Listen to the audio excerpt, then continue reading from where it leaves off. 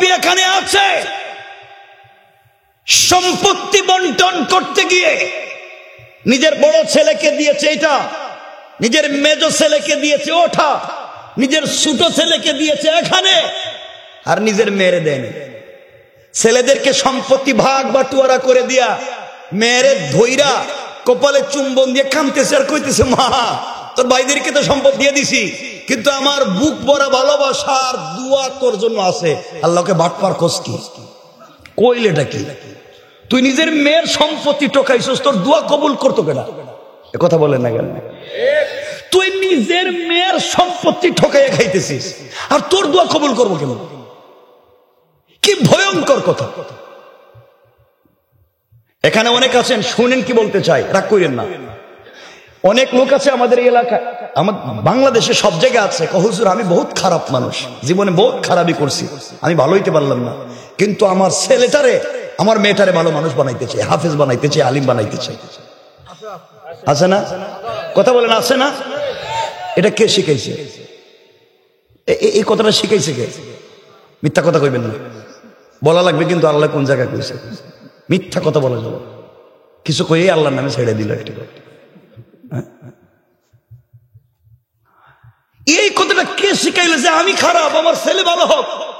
ভয়ঙ্কর নোংরামি কথা, এটা ভয়ঙ্কর নোংরামি কথা, রবের ডিরেক্ট বিরুদ্ধে কথা। রব বলেছেন কে ভালো হইল আর ভালো হইল না আমি জানতে চাই না, তোমার বউ ভালো হইল কিনা তাও জানতে চাই না, তুমি ভালো হইছো কিনা এটা কও। কথা বলেন না কেন?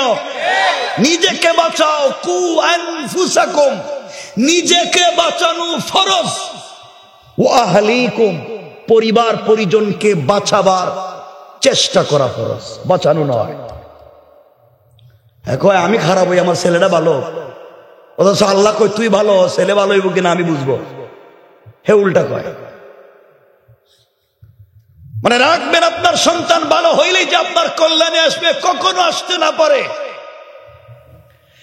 যদি নিজের সন্তানকে ভালো বানানো ফরজ হয়, হযরত নূহ আলাইহিস সালাম জান্নাতে যেতে পারবেন না, কারণ নিজের ছেলেকে পারেন না, কেনানকে পারেন না। নিজের স্ত্রীকে যদি ভালো বানানো ফরজ হয়, হযরত লূত আলাইহিস সালাম যেতে পারবেন না, নিজের স্ত্রীকে পারেন না। যদি নিজের বাপকে ভালো বানানো ফরজ হয়, ইব্রাহিম আলাইহিস সালাম জান্নাতে যেতে পারবেন না, নিজের বাপকে পারেন না। কথা বুঝতে পারলেন? এই জন্য বাপকে নয়, স্ত্রীকে নয়, সন্তানকে নয়, নিজেকে, নিজে ভালো মানুষ হয়ে যায়, পরিবার ভালো মানুষ হয়ে যাবে। কথা কি বুঝতে পারলেন? এজন্য সন্তান না নিজে। কথা বলেন, আবার আবার বলেন। কি কয় আমার ছেলেটা ভালো, ছেলে ভালো হইলে তোমার কি লাভ? হিসাব তো তোমাকে দিতে হবে, ছেলে তো তোমার নামই নিবে না। বিশ্বাস হয় না? কিয়ামতের দিন এই ছেলে তোমার কোনো উপকারে আসবে না, পরিচয় দিতে চাইবে না। নিজেকে বাঁচাও। এজন্য সমস্ত নবীরা যেখানে বলবেন আল্লাহ আমারে বাঁচাও, আমারে বাঁচাও, আমি কিচ্ছু জানি না, রব্বি নফসি, আমারে বাঁচাও, আর আপনি বলতেছেন আমার ছেলেরে বাঁচাও। কথাগুলো শুনবেন কি বলতে চাই। বিশ্বাস যদি না হয় সূরা আল মাআরিজ খুলেন 8 নম্বর আয়াত থেকে দেখেন। আল্লাহ বলছেন ইয়াউমা তাকুনুস সামাউ কাল মুহল, যেই দিন আসমান যে চমৎকার দেখা যায় বিগলিত তামার মতো ফুটা ফুটা হয়ে পড়বে এই আসমান। ওয়া তাকুনুল জিবালু কাল আইন, যেদিন পাহাড়গুলো রঙিন সুতার মতো উড়ে যাবে, কিচ্ছু থাকবে না। আল্লাহ বলছেন ওয়ালা ইয়াসআলু হামিমুন হামিমা, কলিজার টুকরা বন্ধু পর্যন্ত বন্ধুর পরিচয় দিবে না, খবর নিবে না। কলিজার টুকরা বন্ধু, হামিমুন সব থেকে কাছের মানুষ, সব থেকে নরম আর প্রিয় মানুষ। রব বলেছেন ওয়ালা ইয়াসআলু হামিমুন হামিমা, কলিজার টুকরা বন্ধু পর্যন্ত বন্ধুর খবর নিবে না। আপনি ধরা খাইছেন, আপনার আমল নামায় লিখা আপনি ঠিক মতো সালাত পড়েননি। ইউসারুনহুম ইয়াওয়াদুল মুজরিমু লাউ ইফতাদি মিন আযাবি ইয়াউমিদিন বিবানিহি, আমল নামায় লেখা সালাত পড়েননি। আল্লাহ জিজ্ঞাসা করছে পড়লে না কেন? আল্লাহ আমার না ছেলে মেয়েগুলো ছোট ছিল, ওদের জন্য একটা বাড়ি বানাইতে গিয়া, ওদেরকে ভালো স্কুলে পড়াইতে গিয়া, ওদেরকে দুনিয়ায় সুখে শান্তিতে রাখতে গিয়া আল্লাহ নামাজের টাইমটা পাই নাই, নামাজের টাইমেও কাজ করছি, বাচ্চারা যেন ভালো থাকে। আল্লাহ বলবেন আজকে যে তুই বিপদে, তোর বাচ্চারা চিনবে। আল্লাহ কোন কি? যাদের জন্য 70টা 50টা বছর কাটাইলাম, মাথার গাম পায়ে ফেললাম, রক্তরে পানি করলাম, নিজের পকেটে টাকা থাইকা আমি না খাইয়া সন্তানরে দিছি, আজকে সন্তান আমার চিনবে না। কি বলেন? আল্লাহ বলেন দেখ সন্তান চিনেনি। সন্তানকে দাঁড় করানো হবে, সন্তান বলবে রব তোমার জাতে পাকের কসম, এই চেহারার কোন মানুষ আমার বাপ ছিল না।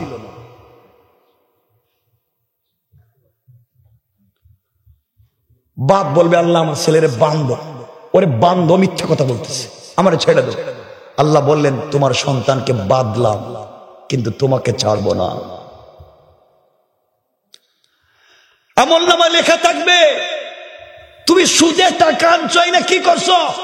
বলবে আল্লাহ আমার স্ত্রী কইছে পাশের বাড়ির দুলাভাই তার বউরে কি জুয়েলারি দেয়, আমি দিতে পারি নাই, আমি সুদের টাকাই না আমার স্ত্রীরে দিছিলাম। আল্লাহ বলবেন মুসাহিবাতিহি, আজকে বউরে ডাক দাও, ডাক দাও তোমার স্ত্রীকে, দেখো তোমাকে চিনেনি। স্ত্রী বলবে আল্লাহ ও বেচারা বলতেছে আমার স্বামী, আমি কিন্তু দুনিয়া থাকতে বিয়েও করি নাই। নাউজুবিল্লাহ। এখন কোনার বউরে গিয়া কইেন, এখন তো বউরে কি কইব? এখন তো শুনছি বাংলাদেশে বউ স্বামীরে ফিডে, ঠিক নেই? এটা ঠিক কইতেছে কি? তারে কেউ মাইর খাইছে নি? এটা ঠিক কইতেছে দেখি, বউ ফিডেনি? ইয়া আল্লাহ, এটা তো উল্টা কোন দেখি। ওই দিন একজন আমার কইতেছে, হুজুর একজনে তার স্ত্রীরে মারতে মারতে বউরে কইতেছে তুই আমারে আব্বা কর। চিন্তা করছি, বউ মায়ের খাইতে খাইতে পায়ে ধরে বলতেছে বাপ তুই আমার বাপ, আমার সাইডা দে। হে বন্ধু বান্ধবের কাছে গিয়ে বলতেছে তোমরা আমার চিনোনি, আমি কেটা? আমি বউরে বাপ ডাকাইয়া সাইডা দিছি। শয়তান আল্লাহর ইমার্জেন্সি কথা আছে, আল্লাহ আমার শয়তান বানাইছিলা কে রে? আমি তো বউরে বাপ ডাকাইনি, এই তো হেই কাম করছে, আমার সাইতে আরো বড় শয়তান, কিন্তু মসজিদের সভাপতি বসে রয়েছে। কথা বলেন না কেন? বউরে বাপ ডাকায় মসজিদের মুতাওয়াল্লি। কত খারাপ হয়েছে আমরা। আল্লাহ বলবেন তোর আমল নামায় লিখা দেখি, মানুষের ঋণ নাই না ঋণ দেশ নাই, এত পেরেশানি কি ছিল? বলছে ও আখি, আল্লাহ আমি ছিলাম বড় ভাই, আমার না ছোট ছোট ভাই বোন ছিল, ভাইদেরকে বিদেশে স্টাবলিশ করার জন্য, ওদেরকে ঢাকা দক্ষিণ বাজারে একটা ব্যবসা দেওয়ার জন্য আমি কত না কষ্ট করে টাকা জমাইছি, বোনদেরকে ভালো জায়গায় বিয়ে দেওয়ার জন্য রাত দিন কষ্ট করছি। আল্লাহ বলবেন ডাক দে ও আখি, তোর ভাই বোনদের ডাক, দেখ তোরে চিনেন। কোরআনের অন্য জায়গায় আল্লাহ বলছেন ডাকার পরে ইয়াউমা ইয়াফিরুল মারউ মিন আখি, ফেরার বলা হয় আসামিরে, ওই আসামি দেখলেই দৌড়ায়। আল্লাহ যখন বলবেন এ তোর ভাই নি, হেরা কইব আমরা চিনি না। ভাই কি কর? আপনাদের বিশ্বাস হয়নি? কিছু কয় না, হেরা মনে করতে আমি মিথ্যা কথা বলতেছি। বিশ্বাস হয়নি? বিশ্বাস হয়? আল্লাহ বলবেন কি করতাম? আল্লাহ আমার বউরে আর আমার ভাই বোনরে বান্দর রশি দিয়া আমার ছেড়ে দে। আল্লাহ বলেন স্ত্রীরও বাদলাম, তোর ভাই বোনকে বাদলাম, কিন্তু রব তোকে ছাড়বো না, কারণ আমি না তোকে বুঝাবার জন্য লক্ষাধিক আম্বিয়া কেরাম দিলাম, নবীদেরকে পাঠাইয়া বুঝছি তাদেরকে দিলেই হবে না, আমি আমার কালাম দিলাম। কালাম দিয়েও বুঝছি না, নবীরাও থাকবেন না, কিন্তু কালাম থাকবে, বুঝাইব কে? সাহাবায়ে কেরাম দিলাম, তাবেঈন, তবে তাবেঈন, আইমে মুজতাহিদিন, সালফে সালেহিন, আকাবিরে দ্বীন, উলামায়ে মুতাকাদ্দিমিন, মুতাআখিরিন, আসফিয়ায়ে কেরাম, যুগের পর যুগ, কালের পর কাল, তোর বাড়িতে বাড়িতে গিয়া আমি এত দূর থেকে ঢাকা দক্ষিণ এখানে আইসা পায়ে হাত রেখে বলতেছি কথা সত্য। আল্লাহ বলবেন এত কথা বলার পর বিশ্বাস করস নাই, আজকে ছাড়তাম না। বুঝছেন নি আমার কথা? আল্লাহ বলবেন কি রে, তোর আমল নামায় লেখা দেখি ঢাকা দক্ষিণ আর এক বেটার দোকানে গিয়ে সান্দা চাইছস, ঘটনা কি? তুই আরেকজনের জায়গা দখল করছস? আল্লাহ আমি না তো। কে? আল্লাহ আমার দলের লিডার কইছে রফিক, এর নামে বুয়া মামলা দে, আমি আছি।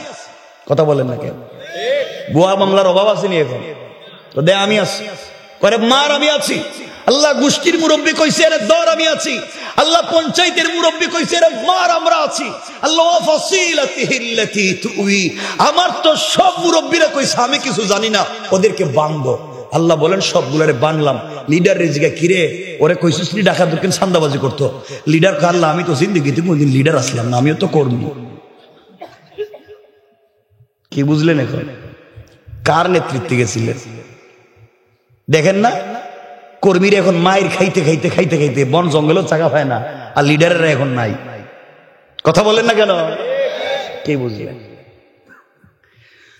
এখন আল্লাহর গোলাম বলতেছে, আল্লাহ বউরে দিলাম, ভাই বোন দিলাম, সন্তান দিলাম, লিডাররে দিলাম, আমারে ছাড়বা না? না, আল্লাহর একটা জিনিস আমার কাছে আছে। কি? ওয়ামান ফিল আরদি জামিআন সুম্মা আসমান জমিনে যা আছে সব তুমি নাও, আমারে ছেড়ে দাও। আল্লাহ কিছু বলবেন না? আল্লাহ বলতেছেন, গোলাম তোর স্ত্রীকে বেঁধেছি, তোর ভাই বোনকে বাঁচছি, তোর সন্তানরে বাঁচছি, তোর লিডাররে বাঁচছি, কিন্তু কাল্লা কখনো তোকে আজকে ছাড়বো না। ইন্নাহা লাযা, তোকে লেলিহান আগুন দিয়ে জ্বালাবো। নাযাতাল লিশাওয়া, যে আগুন চামড়া জ্বালায়, হাড্ডি জ্বালায়, গোশত জ্বালায়, কিন্তু রূহ জ্বালায় না।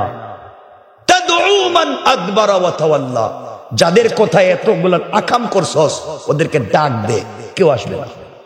অপরাধ ওয়া জামাআ ফাআওয়া, সম্পত্তি জমা করছো আর বাড়াইছো। কেমনে একটা বাড়িরে দুইটা করা যায়? কেমনে ঢাকা দক্ষিণ বাজারে একটা দোকান হইছে আর দুইটা করা যায়? একটা ছেলেরে লন্ডন পাঠাইছে আর একটারে কেমনে দেওয়া যায়? তুই তো শুধুমাত্র জমা করছো আর বাড়াইছো। কোরআনের 30 নম্বর পারা সূরা হুমাযার মধ্যে ওখানে আল্লাহ বলছেন, আল্লাযী জামাআ মালা ওয়া আদ্দাদা, সম্পত্তি জমাইছো আর গণনা করছো, এখন খাও। কে বুঝলেন? কেউ কাজে লাগছে? কথা বলছেন না কেন? সম্পদ কাজে লাগছে, সন্তান কাজে লাগছে, স্ত্রী এটারে তো কুলবালিশ বানাই রেখে দিছে, কাজে লাগছে ওই দিন, এখন কিচ্ছু কয় না, কোনো কাজ নাই। নিজেকে বাঁচাও, নিজেকে বাঁচাও, নিজেকে বাঁচাও। এই জন্য আজকের পুরো আলোচনাটা যেটা বলবো আমি সামনে, একটাই, পৃথিবীর কাউকে সন্তুষ্ট করা যাবে না, রবকে করা যাবে সকল কর্মে। শুধু একটা কথা বলেন, হাসবি আল্লাহ, আল্লাহ আমার জন্য যথেষ্ট, কেউ নাই, কেউ আমার জন্য কিচ্ছু করতে পারবে না, রব পারবেন। এই বিশ্বাসটুকু দিলে নিয়ে আপনি রাস্তায় নেমে যান। রব বলেছেন, সবার দরওয়াজা যদি বন্ধ হয়ে যায়, সবাই যদি বান্দার তোর থেকে মুখ ফিরাইয়া নেয়, আমি কথা দিলাম কেউ না থাকলেও আমি রব তোর পাশে থাকবো। না সুবহানাল্লাহ, এটা কালকে কইয়েন সিন্নি খাইয়া, সবাই কন্যা সুবহানাল্লাহ একটু। আলহামদুলিল্লাহ। ঐতিহ্যবাহী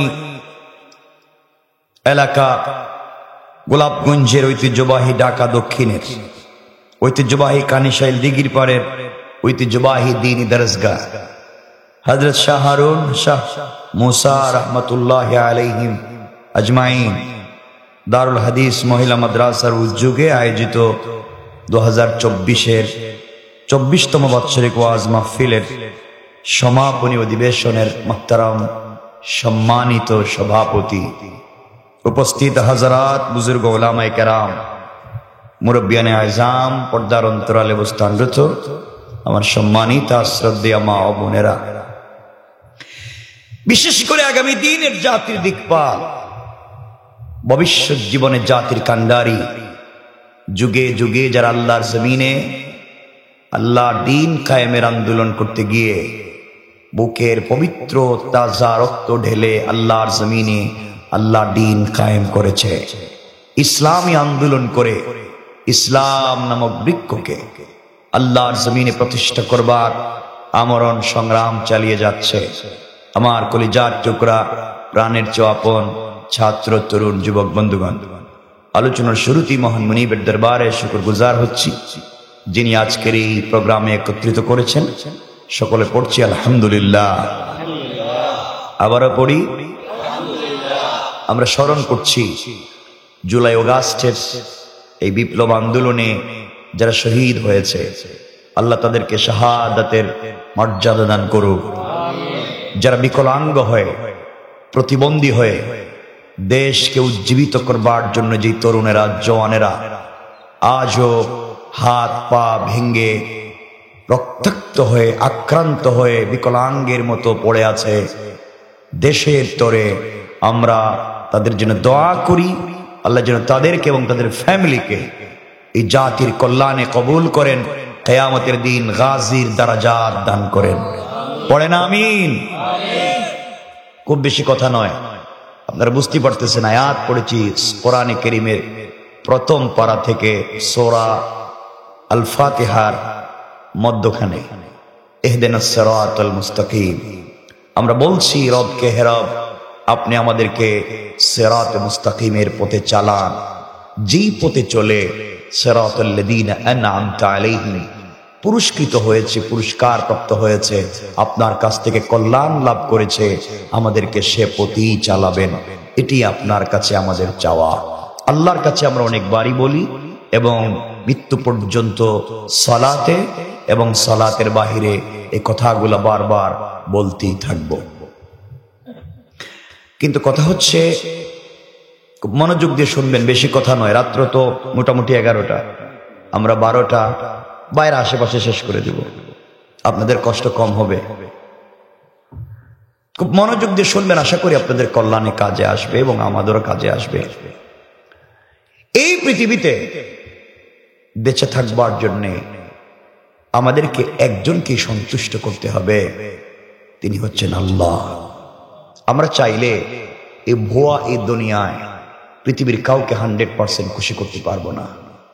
যারা বিয়ে করেছেন, আপনি দেখেন, আপনি 10, 15, 20 বছর থেকে যে স্ত্রীকে প্রথম দিন আপনি যে আলিঙ্গন করেছিলেন, ভালোবাসা দিয়েছিলেন, স্ত্রীকে তার মন মতো যদি কোনো জিনিস দিতে না পারেন, ওই স্ত্রীও বলবে তোমার ঘরে আসার পরে কোন দিন তুমি আমার কি জিনিস দিছ, বলবে না? আপনাদের এলাকায় বোধহয় বলে না, বলে বলে। আপনি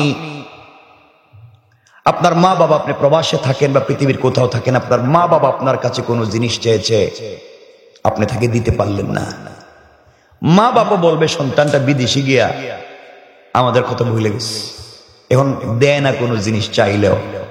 হয়তো আপনি রাত দিন গাদার মতো কাজ করেন, হতে পারে ঈদের দিনও সকলে ঈদ করে, আপনার পয়সায় আপনার ভাই দামি পোশাক পরে মোটর সাইকেল নিয়ে ঘুরে, আর আপনি ঈদের দিন কাজ করেন, তাও বলবে আমাদের কথা রাখলো না। ভাই বোন বলবে ভাই তো লন্ডন আমেরিকা থাকে, কানাডা থাকে, তার কাছে চাইছিলাম, এখন আর আমাদের কথা শুনবে না, ও তো চলে গেছে, আমাদেরকে আর দিবে নাকি? এই যে পৃথিবীর কাউকে আপনি 100% খুশি করতে পারলেন না, আপনি পুরো জিন্দেগি দিলেন। এই জন্য সব ব্যর্থ ভালোবাসা আর খুশি করবার চেষ্টা বাদ দিয়ে আমরা একজনকে খুশি করতে পারবো, তিনি কে? রব বলেছেন, গোলাম তুমি সিজদায় পড়ে একটা বার আমাকে আল্লাহ বলে ডাক দেও, 1000 বছর হায়াত পাওয়ার পরেও যদি তুমি আমাকে ভুলে থাকো, ইন্তেকালের আগে সিজদায় পড়ে আমাকে ডাক দেও। কেউ তোমার উপরে সন্তুষ্ট না হলেও আমি রব তোমার উপরে খুশি হয়ে তোমার সকল অপরাধকে ক্ষমা করে জান্নাতি বলে ফয়সালা করে দেব। এজন্য আমরা খুশি করব কাকে? সকলে বলেন না, একটু জোরে বলেন না, আল্লাহ রে খুশি করতে চাই না। এই তো কি সুন্দর অলিয়া অলিয়ার মতো বসে রয়েছে, দেখতে তো ভালো লাগতেছে, কি সুন্দর দাড়ি, টুপি, জুব্বা, পাঞ্জাবি, দেখতে ভালো মানুষের মতো মনে হইতেছে, মাশাআল্লাহ। আমরা তো এভাবেই ভালো থাকতে চাই। এই যে ভাব ধরছেন বাবা আল্লাহর অলির মতো, এই ভাব ধরছেন কেন? কতজন কত পাবলিককে ঠকাইছেন, পাবলিকের জায়গা জমি নিজের নামে ভুয়া জাল দলিল করছেন, কথা বলেন না কেন? হ্যাঁ, সুদ খাইছেন, ঘুষ খাইছেন, পাশের বাড়ির বেচারার জায়গায় নিজে একটা পিলার মাইরে 1 হাত ঢুকাইয়া দিছেন, কত কি না করলেন। আর এখানে অলিয়া অলিয়ার মতো দাড়ি জুব্বা লাগাইয়া কি সুন্দর আল্লাহর ওলির মতো বসে রয়েছে, আল্লাহ যা করছি তো করছি, এখন তো এইসব বসে রয়েছি, এখন তো ওয়াজ আইছে, আল্লাহর ঘটনা কি রে, তুই কত পাবলিক রে ঠকাইছস, এখন এখানে কি? এবং এখানে অনেক আল্লাহর ওলি এমনও আছেন, এখানে নামাজি গিয়ে কান্দে, চুকের পানি ছেড়ে এত কান্না করছে, আল্লাহ জীবনে কত ভুল করছি আর করতাম না, কেউ কথা রাখে না, কেউ কথা শুনে না, রব তোমার কাছে আইছি, কানতে কানতে আর জীবনে ভুল করতো না, দোয়া শেষ কইরেই হাতে পাতার বিড়ি ধরাই দিচ্ছে। ফেরেশতা রাখে ঘটনা কি? এতক্ষণ দেখলাম কানতেছে, এখন বিড়ি খায় খেয়ে। আল্লাহ জিজ্ঞাসা করে ঘটনা কি? ও দেখলাম এতক্ষণ কান্নাকাটি করলো, ভালো হয়ে গেছে, দোয়া শেষ করে এদিকে বিড়ি ধরাই দিচ্ছে। এগুলা বোধহয় এলাকায় নাই না, আপনারা না কইলে আমি হেওয়াজ করতাম না, নাই কথা বলেন নাই? আছে। এটা টাটকা শয়তানি। অনেক আল্লাহর ওলি আছেন দেখবেন রোজা রাখে, সারাদিন কষ্ট করে কি মেহনত করে রোজা রাখে। ইফতার, পৃথিবীর সব থেকে দামি দুইটা খাবার, একটা হচ্ছে ইফতার, একটা হচ্ছে সেহরি। ইফতারের সময় হয়েছে, ইফতার করবে, আজান দিছে মুয়াজ্জিন, পাবলিক ইফতার নিয়ে বসে রয়েছে, প্যাকেট থেকে বিড়ি বের করছে। কথা বলেন না কেন? এগুলো আপনাদের এলাকায় নাই? আমার মাথা খারাপ, রোজা সারাদিন রাখছি, বিড়ি খাইতে পারলাম না, উনি একসাথে পুরা দিনের কাফারা দেখুন বসে রয়েছে বিড়ি নিয়ে। আচ্ছা কোন তো এটা রোজা রাখার কোন কাজ হইলো? কথা বলছেন না কেন? বাস্তব বলছে, আমার কথা শুনতেই বাসকে। একজন উঠবেন, মনে করবো আপনি বিড়ি খাইতে যাইতেছেন, শুধু উঠেন। এরপরে দেখবেন অনেক মুরব্বী আছেন, সেহরির সময় পৃথিবীর সব থেকে দামি খাবার সেহরি, সে রোজা রাখবে, আল্লাহকে সন্তুষ্ট করবে। সেহরি খাওয়ার পরে জিগায় কয় মিনিট বাকি আছে, তার বউ কইতেছে 1 মিনিট, কই বিড়িটা দে একটু খায়া লইয়া। মানে চিন্তা হইছে যাই খাই বরকতি খাবার তোমার বিড়ি। তো এত কিছু করার পরে আপনার দিলের ভিতরে তাকওয়া ঢুকে নাই বিদে আপনি এখনো আকর্ষণ ভিন্ন জায়গায়। কথা বলেন না কেন? আমার কথা কি বুঝতেছেন আপনারা? খুব মনোযোগ দিয়ে শুনে। ওই যে এখন যারা এখানে বসে রয়েছেন অলি অলিয়ার মতো, কি সুন্দর মাথায় টুপি টাপি দিয়া, দাড়ি দুড়ি একবারে মুঠামুটি লাগতেছে খতিব সাহেবের মতো, কিন্তু পকেটে হাত দিলে বিড়ি না ফাইলে তো সিগারেট মিলবে। কথা বলেন না কেন? তাহলে লাভ হইল। এরপর যুবক যারা বসে রয়েছে এখানে, এখন তো এরা এখন ইলেকট্রিক সিগারেট খায়, যুবক হেরা মসজিদে গিয়া ও গাঁজা আর বাবার ব্যবসা করে, সাথে যে বইছে তার নামাজে হেরা তুই কি তা খাসনি বাবা, নামাজে জিগায়, সালাম ফিরিয়ে আবার বাইরে গিয়ে খাইব বইয়া। আপনাদের বিশ্বাস হয় না এগুলা? হ্যাঁ, ছেলেরাও তো খায়, এখন বিড়ি সিগারেট মেয়েরাও খায়। আপনাদের এলাকায় খায়নি? আপনি কয়জন মহিলারা দেখছেন জিনারা কইতেছেন? কেউ খায় না? না, মাশাআল্লাহ, কেউ বিড়ি খায় না, ঠিক আছে, কিন্তু এলাকায় সুদঘুষ খায়নি, সুদঘুষ খায়নি। আচ্ছা, বিড়ির চাইতে সুদ কি তা একটু কম মনে হয় বালা? হ্যাঁ, সুদ খায় না বলেন না, ঘুষ খায় না। পাবলিকের এমন কেউ এখানে আসেননি যে আপনি নিজের ভাইয়ের সম্পত্তি নিজে 2 নম্বরই করে কাগজ করে দখল করছেন, এমন কেউ এখানে আসেননি? কিতা কইছে রে? মানে মেলা অভাব সারা। ওরে আল্লাহ রে, কি অলিয়া অলিয়ার মতো বসে রয়েছে, বিড়ি খায় না কিন্তু ভাইয়ের জায়গা মাইরা খায়। এটা তো টাটকা শয়তানি। এমন মুরব্বী এখানে আছে, সম্পত্তি বন্টন করতে গিয়ে নিজের বড় ছেলেকে দিয়েছে এটা, নিজের মেজ ছেলেকে দিয়েছে ওঠা, নিজের ছোট ছেলেকে দিয়েছে এখানে, আর নিজের মেয়েরে দেন। ছেলেদেরকে সম্পত্তি ভাগ বাটুয়ারা করে দিয়া মেয়েরে ধইরা কপালে চুম্বন দিয়ে কাঁদতেছে আর কইতেছে, মা তোর ভাইদেরকে তো সম্পদ দিয়ে দিছি, কিন্তু আমার বুক ভরা ভালোবাসার দুয়া তোর জন্য আছে। আল্লাহকে বাটপার কোস কি কইলেটা কি? তুই নিজের মেয়ের সম্পত্তি টোকাইছিস, তোর দোয়া কবুল করতো কেনা? এ কথা বলেন না কেন? তুই নিজের মেয়ের সম্পত্তি ঠকাইয়া খাইতেছিস, আর তোর দোয়া কবুল করবো কেন? কি ভয়ঙ্কর কথা! এখানে অনেক আছেন, শুনেন কি বলতে চাই, রাগ করেন না।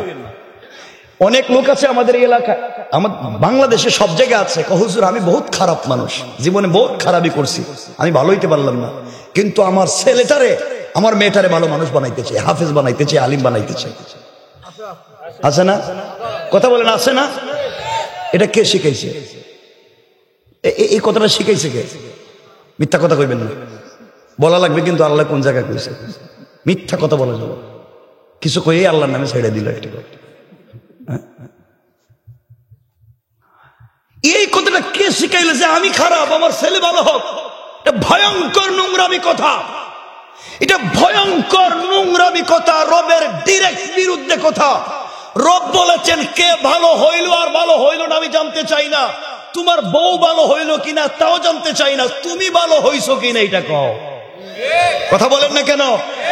নিজেকে বাঁচাও, কু আনফুসাকুম, নিজেকে বাঁচানো ফরজ, ওয়া আহলিকুম পরিবার পরিজনকে বাঁচাবার চেষ্টা করা ফরজ, বাঁচানো নয়। কয় আমি খারাপ হই, আমার ছেলেটা ভালো, অথচ আল্লাহ কয় তুই ভালো, ছেলে ভালো হইব কিনা আমি বুঝবো। হে উল্টা কয়। মানে রাখবেন আপনার সন্তান ভালো হইলেই যে আপনার কল্যাণে আসবে, কখনো আসতে না পারে।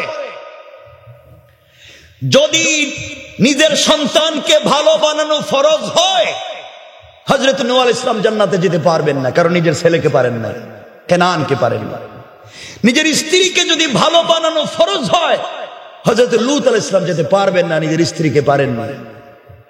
যদি নিজের বাপকে ভালো বানানো ফরজ হয়, ইব্রাহিম আলাইহিস সালাম জান্নাতে যেতে পারবেন না, নিজের বাপকে পারেন না। কথা বুঝতে পারলেন? এই জন্য বাপকে নয়, স্ত্রীকে নয়, সন্তানকে নয়, নিজেকে। নিজে ভালো মানুষ হয়ে যায়, পরিবার ভালো মানুষ হয়ে যাবে। কথা কি বুঝতে পারলেন? এজন্য সন্তান না নিজে। কথা বলেন, আবার আবার বলেন। কি কয় আমার ছেলেটা ভালো, ছেলে ভালো হলে তোমার কি লাভ? হিসাব তো তোমাকে দিতে হবে, ছেলে তো তোমার নামই নিবে না। বিশ্বাস হয় না? কিয়ামতের দিন এই ছেলে তোমার কোনো উপকারে আসবে না, পরিচয় দিতে চাইবে না।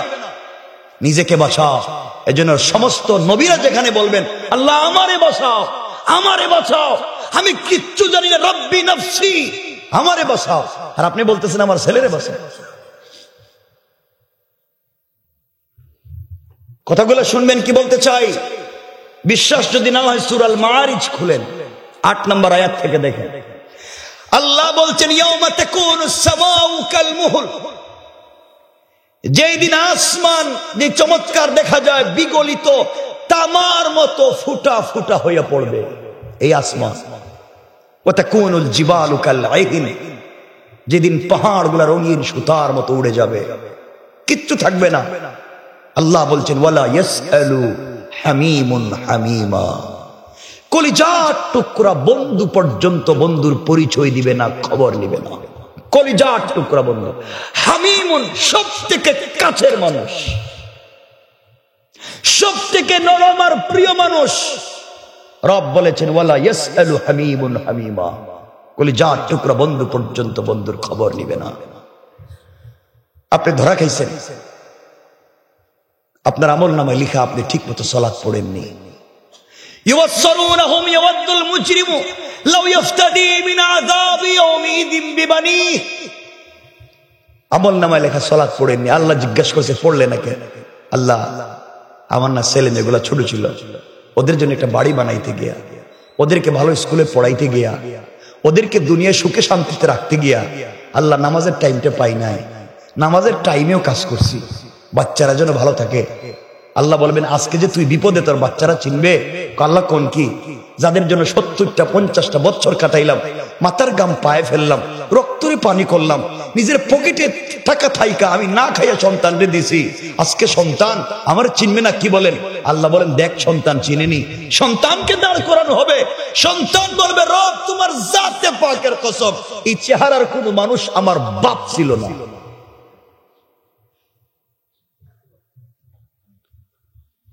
বাপ বলবে আল্লাহ আমার ছেলেরে বান্ধ, ওরে বান্ধ, মিথ্যা কথা বলতেছে, আমার ছেড়ে দাও। আল্লাহ বললেন তোমার সন্তানকে বাঁধলাম, কিন্তু তোমাকে ছাড়বো না। আমলনামায় লেখা থাকবে তুমি সুদে টাকা আনছই না কি করছো?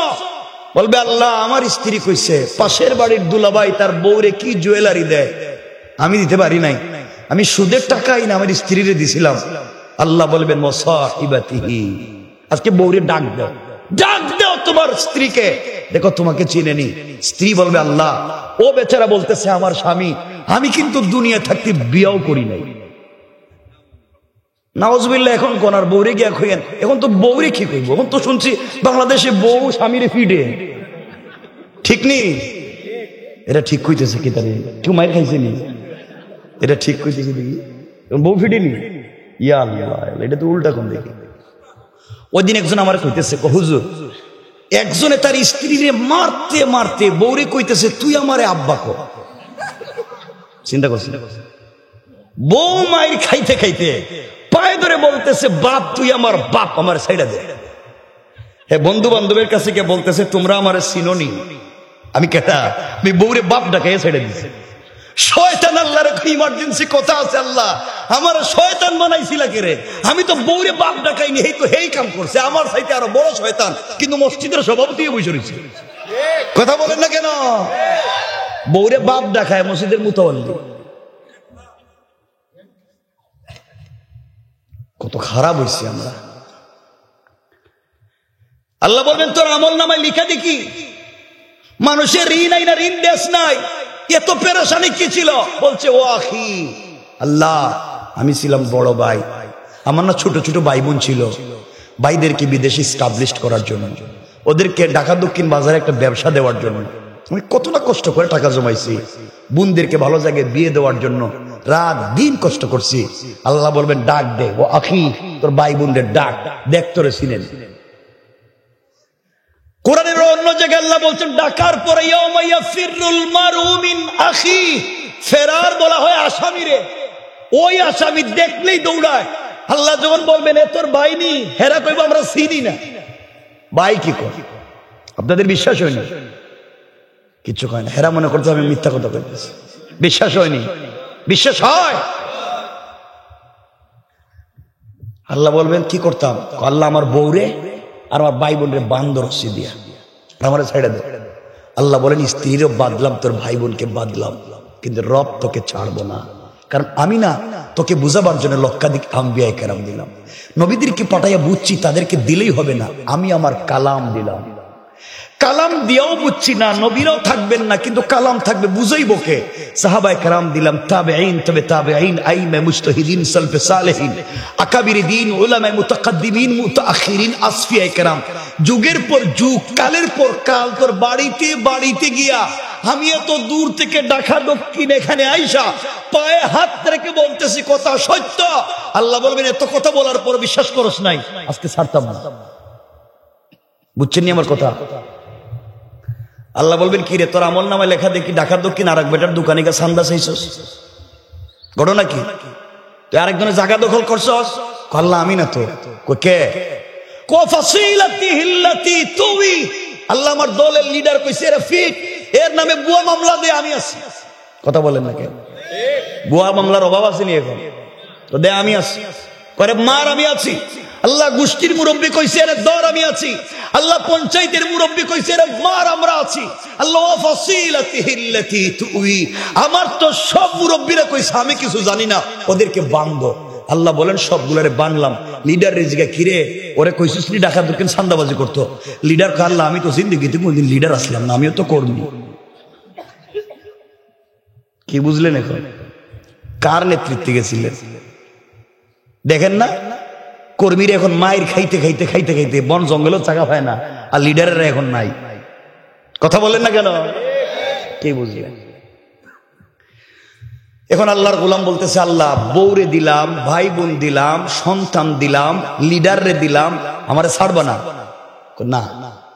আল্লাহর একটা জিনিস আমার কাছে আছে। কি? ওয়ামান ফিল আরদি জামিআন সুম্মা আসমান জমিনে যা আছে সব তুমি নাও, আমারে ছেড়ে দাও। আল্লাহ কিছু বলবেন না? আল্লাহ বলতেছেন, গোলাম তোর স্ত্রীকে বেঁধেছি, তোর ভাই বোনকে বাঁচছি, তোর সন্তানরে বাঁচছি, তোর লিডাররে বাঁচছি, কিন্তু কাল্লা কখনো তোকে আজকে ছাড়বো না। ইন্নাহা লাযা, তোকে লেলিহান আগুন দিয়ে জ্বালাবো। নাযাতাল লিশাওয়া, যে আগুন চামড়া জ্বালায়, হাড্ডি জ্বালায়, গোশত জ্বালায়, কিন্তু রূহ জ্বালায় না। তাদউ মান আদবারা ওয়া তাওয়াল্লা, যাদের কথায় এতগুলো আকাম করছস ওদেরকে ডাক দে, কেউ আসবে না। অপরাধ ওয়া জামাআ ফাআওয়া, সম্পত্তি জমা করছো আর বাড়াইছো। কেমনে একটা বাড়িরে দুইটা করা যায়? কেমনে ঢাকা দক্ষিণ বাজারে একটা দোকান হইছে আর দুইটা করা যায়? একটা ছেলেরে লন্ডন পাঠাইছে আর একটারে কেমনে দেওয়া যায়? তুই তো জামাআ ফাআওয়া, শুধুমাত্র জমা করছো আর বাড়াইছো। কোরআনের 30 নম্বর পারা সূরা হুমাযার মধ্যে ওখানে আল্লাহ বলছেন, আল্লাযী জামাআ মালা ওয়া আদ্দাদা, সম্পত্তি জমাইছো আর গণনা করছো, এখন খাও। কে বুঝলেন? কেউ কাজে লাগছে? কথা বলছেন না কেন? সম্পদ কাজে লাগছে, সন্তান কাজে লাগছে, স্ত্রী এটারে তো কুলবালিশ বানাই রেখে দিছে, কোন কাজে লাগছে ওই দিন, এখন কিচ্ছু কয় না, কোনো কাজ নাই। নিজেকে বাঁচাও, নিজেকে বাঁচাও, নিজেকে বাঁচাও।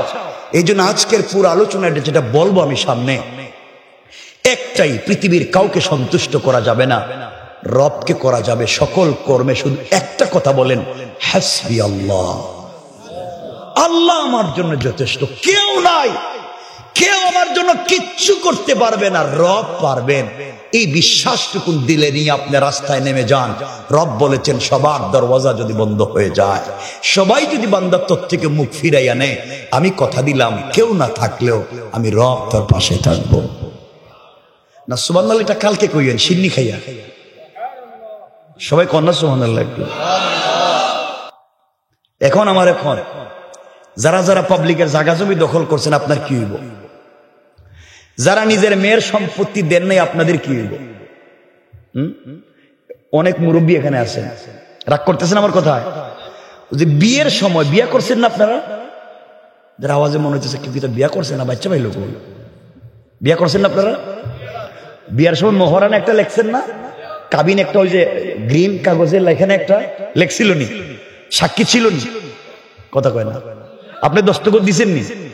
এখানে লেখা ছিল না মোহরানা এত টাকার বিনিময়ে এত টাকা মোহরানা নির্ধারিত করে আব্দুল্লাহর ছেলে বল্টুর সাথে সবির উদ্দিনের মেয়ে কলিমুদ্দিনকে বিয়ে দিলাম, কথা কন না কেন? লেখা ছিল না? ওই যে আপনি মোহরানা এত টাকা করে, বিবাহ একটা চুক্তির নাম, বিবাহ আল নিকাহ হইয়া নাকিদু, নিকাহ চুক্তিটা সংগঠিত হয় বিলফজাইন ইউআব্বারু বিআহাদিহিমা আনিল মাযি ওয়া বিল আখারি আনিল মুস্তাকবিলে ফায়াকুলু যাওইজনি ফায়াকুলু যাওয়াজতুকে। জামে সগীরের ইবারত, বিবাহ দুটো শব্দে সংগঠিত হয়, চুক্তি তাকে এখানে লেখা যে বলো আমি তোকে বিবাহ করলাম, সে বলল আমি তোরে কবুল করলাম, কত টাকা, এত টাকা, অমুক অমুক সাক্ষী, লেখা আছে নি? ওই যে এত টাকার মোহর ছিল, টাকাটা দিছেন? কথা বলেন, দিলেন না? বহু টাকা কিছু কয় না, কিছু একটা তো কইতেই, আমার সাথে কথা বলতে। মোহরের টাকা দিছেন? দেন না কেন? মোহরের টাকা দেন নাই, আর বছরে বছরে বাচ্চা একটা সাপ্লাই দেন, হ্যাঁ? লজ্জা শরম নাই? বউ আপনার কাছে পয়সা পায়, পয়সা দেন না, পয়সা দেন না কেন? নামাজ রোজার মতো ফরজ, এখানে সাক্ষী আছে আপনার কাছে, বউ পয়সা পায়, সাক্ষী নাই, কথা বলে না, সাক্ষী নাই, আপনি দেন না কেন? কিছু কয় না। কি আপনারা মোহরের টাকা দেন না? দেন না? দিছেন নি? দেন না কেন? কিচ্ছু কয় না। টাকা নাইতে বিয়া করছিল রে, টাকা নাই আর বিয়া করে, তোমাদের বিয়া করতে পয়সা নাই, আরে এক একটা ছেলে 5টা 6টা প্রেম করে, কথা বলেন না কেন? ওই সময় টাকা কই পাও? হ্যাঁ, টাকাগুলা দিয়ে দিন, মোহরের টাকা, স্ত্রীর টাকা দিবেন। আমি জানি না, হইতে পারে ঢাকা দক্ষিণ এমন আশেকে স্বামী হইতে পারে, কোন স্ত্রী স্বামীর হয়তো মোহরের টাকা মাফ করে দিতে পারে, কেউ থাকে না এমন স্ত্রী মাফ করে দেয় না। তো আপনারা কেউ মাফ পাইছেন নি? কেউ রে বউ মাফ করে দিছেন? কেউ এখন কয় না, জিনা কয়, কেউ রে বউ মাফ করে দেয় না টাকা পয়সা? বউ মাফ করে দিছে এমন কেউ আসেননি? ও যে এক ভাই, মাত্র তুমি একজন, ওই এক ভাই মাফ পাইছে, বউ মাফ করে দিছে, মাশাআল্লাহ, যা একটা তো আমরা পাইছি আজকে। একজন পুরা ঢাকা দক্ষিণে বউ মোহরের টাকা মাফ করছে। এই যে ভাই আমার দিকে তাকান, এই যে স্ত্রী তোমারে মাফ করে দিছে, আমরা খুশি হয়েছি, কিন্তু বউ তোমারে মাফ করে না, একটা শয়তানি কাম করছে, তোমারে মাফির নাম কয়ে তার ঘরে ঢুকাইছে। সে যদি মাফ দিয়ে থাকে, আজকে রাত্রে বউরে তালাক দিবা, দেখবা সকালে মোহর দেওয়া লাগেনি, লাগবনি, কথা বলে লাগবে না, দিলে লাভে আসলে যৌতুকের মামলা দিয়ে আদায় করবে, কথা বলেন না কেন? এলে মাফ হইছে। রব বলেছেন চুক্তি করলে লেখো, ইলা আজালি মুসাম্মান ফাকতুবুহু ওয়া লিয়াকতুব বাইনাকুম কাতিবুন বিল আদল, তোমরা লেনদেন করলে সাক্ষী রাখো, কাগজে লেখালেখি করো। বউ যে তোমার কাছে টাকা পায়, সাক্ষীও আছে, কাগজে লেখালেখি আছে, কিন্তু বউ যে মাফ করে দিছে, সাক্ষীও নাই, কাগজে লেখাও নেই, কথা বলেন না কেন? এদের মাফ না। রব কাঁচা কাম পছন্দ করে না। এই জন্য স্ত্রীর মোহরের টাকা দিয়ে দিবেন ইনশাল্লাহ। সবাই বলেন। মাঝে মাঝে যে বাচ্চারা বুঝছে হেরা ইনশাল্লাহ কয়, হেরা বিয়া করতে আর 30 বছর বাকি, হে এখন ইনশাল্লাহ কয়। আমি যারা ওয়াজ করি হেরা কয় না। দিবেন তো মোহরের টাকা? আজকে থেকেই অল্প অল্প করে দিবেন, 100 করে দিবেন, 500 করে দিবেন, যতদিনে পারেন দিয়ে শেষ করবেন ইনশাল্লাহ। যদি মোহরের টাকা না দেন, আমার কাছে কিন্তু সময় আছে, ওয়াজরে পাল্টাইয়া দিবেন। হেই ওয়াজ কইরা দিবেন, ওই যে গড়ে দে মহিলারা দিয়ে রান্নাবাড়ি করান, কাজকাম করান, বাথরুম পরিষ্কার করান, ওয়াশরুম পরিষ্কার করান, গরু ছাগল থাকলে তাও দেখে, হাঁস মুরগ থাকলে তাও দেখে, কেউ অসুস্থ হইলে তারে দেখে, রান্নাবাড়ি করে খাওয়ায়, সব সব আপনাকে কাজ করতে হবে। কথা কি বুঝছেন? সব আপনাকে কাজ করতে হবে। এখন আপনারা কি কাজ করবেন না স্ত্রীর মোহরের পয়সা দিবেন?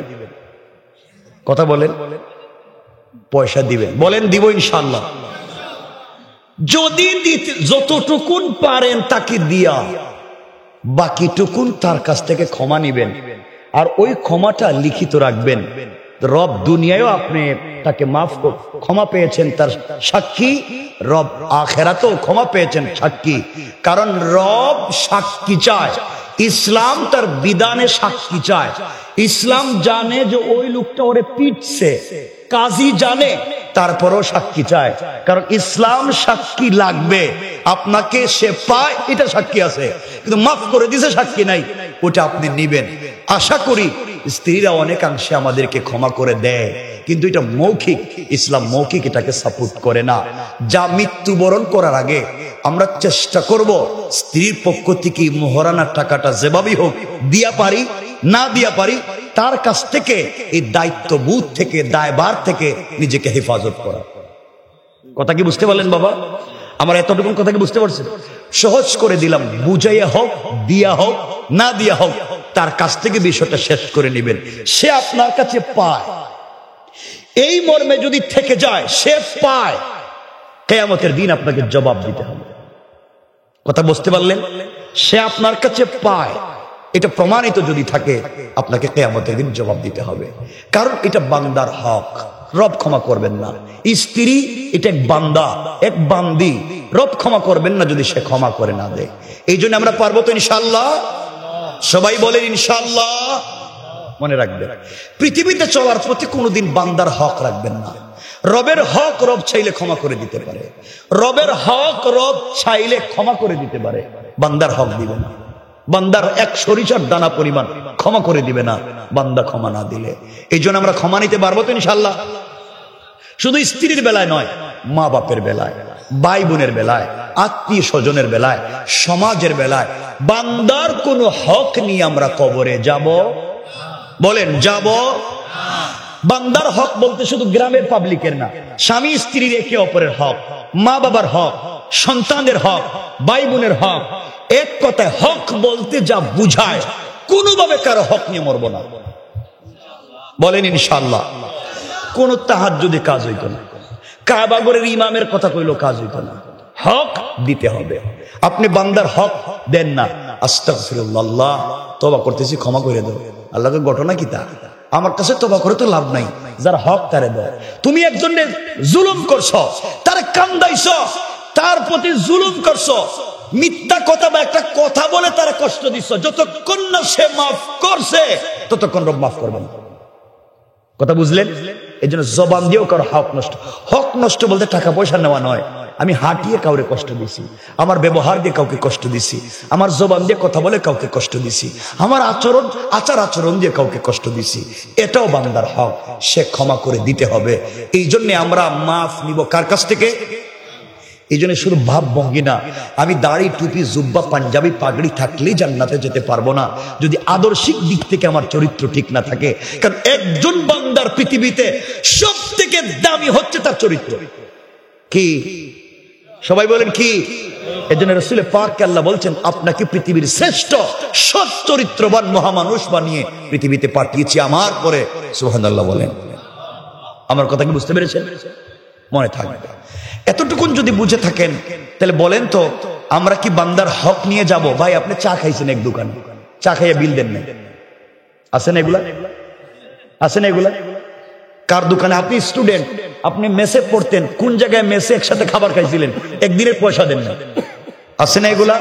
আপনি কি জবাব দিবেন কিয়ামতের দিন? কি জবাব দিবেন?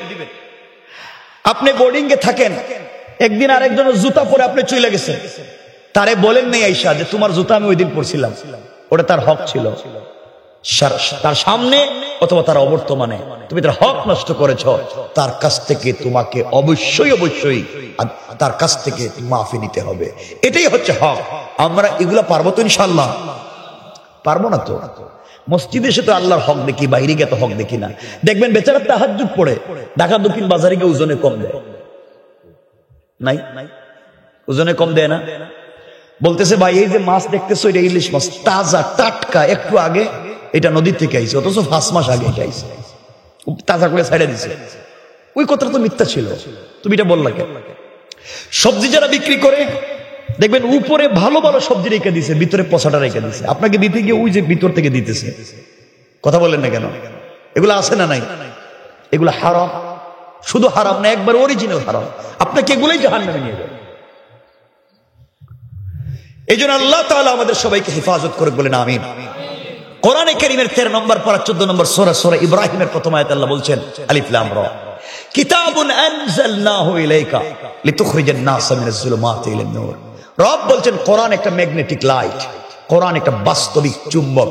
সমাজে যেখানে অন্ধকার থাকবে, যেখানে সমস্যা থাকবে, সকল সমস্যার সমাধান আল্লাহ পাক কোরআনে দিয়ে বলছেন তিবিয়ানান লিকুল্লি শাই। সবকিছু এখানে রূপরেখা আছে, তোমরা কোরআন থিসিস করো, কোরআন অ্যানালাইজ করো, কোরআন গবেষণা করো, কোরআনটারে পড়ো।